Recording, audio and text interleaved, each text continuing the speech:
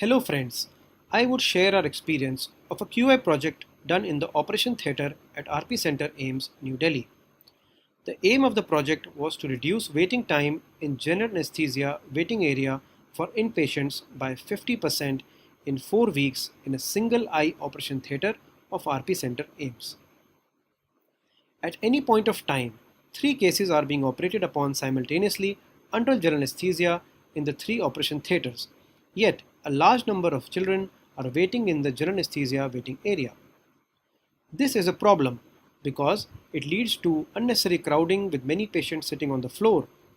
It leads to difficulty in patient coordination, increased risk of infection, prolonged fasting periods for small babies, and increased anxiety of the child and the attendant. The baseline data was collected in a single pediatric retina unit operation theatre. The timings of movement of the patient from the ward and inside the operation theatre was noted by independent observers. The time when the patient reports to the operation theatre reception area till the time he shifted inside the operation theatre was labelled as the waiting time. The baseline data revealed that there were several quality issues. Of all the 8 patients posted for surgery on that day, all were called before 8:30 am. 6 of the 8 babies were called before 8 am. Since the operation theatre starts at 8:30 am, with the arrival of the anesthesia team, all these babies were called much before time. 2 of these patients were cancelled after 5 hours of waiting. An infected case posted for an intravitreal injection, a short 5-minute procedure, had to wait 6.5 hours. Thus, the average waiting time was 3.5 hours and the maximum waiting time was 6.5 hours, which was huge, and the problem was bigger than we thought it was. We analyzed the current baseline flowchart to understand the process.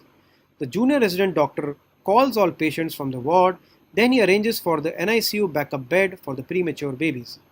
The patients leave the ward and arrive at the operation theatre reception area, and then are shifted inside the GA waiting area. If they are fit for surgery, they are shifted for surgery as per the operation theatre list. If they are cancelled, they wait for the confirmation by the JR and then move out of the operation theatre. We found that there were 2 major issues which were increasing the waiting area time significantly. Firstly, we needed to reduce the large number of patients being called from the ward in the morning, and secondly, we needed to reduce the waiting time for patients who are cancelled for surgery. The green boxes represent the new changes which were made to the system process. Now, the JR will only call the first 2 patients from the ward. No calls will be made before 8 am and only a single JR will call so as to avoid multiple calls confusing the ward sister. The third patient will be called from the ward after the first case exits to the OT recovery area after surgery. Also, the JR identifies the cancelled patients and physically escorts them out of the operation theatre. These simple quality improvement measures reduced the average waiting time by 44% from 3.5 hours to 2 hours. The maximum waiting area time also reduced by 50% from 6.5 hours to just above 3 hours, but it was not enough. Encouraged by the good response to simple tweaks in the system flow, we decided to tweak the system further to reduce waiting area times. The first and second case waiting times needed to be reduced more. Therefore, we needed to arrange the NICU bed prior to the OT day. If we called less patients, then we needed to ensure that the patients transferred faster from the ward to the operation theatre. There was a need to reduce the operation theatre reception waiting area time and inter-case waiting time as well. So, we reworked the entire process again, which is presented in the green boxes. The JR will call only the first ward patient in the morning.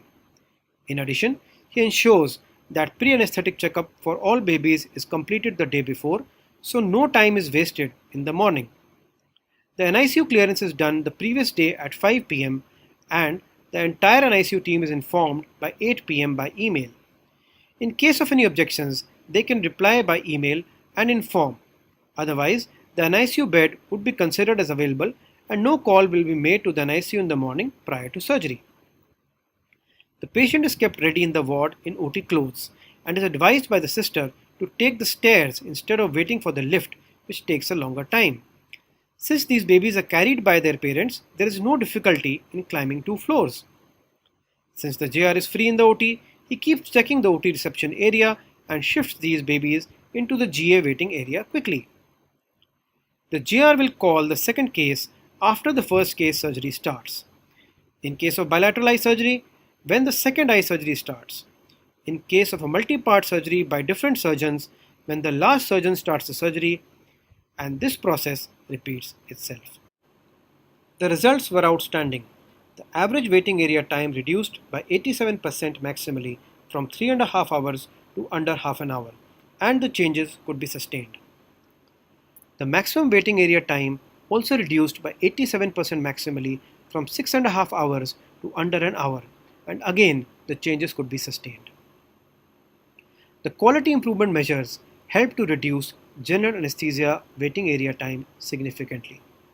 The same single JR could independently sustain the quality improvement measures over a period of time, and now this tweaked process flow can be easily implemented across different operation theatres. This clearly highlights how a common sense approach helped to tweak the system process flow that led to improved patient quality of care at no extra cost.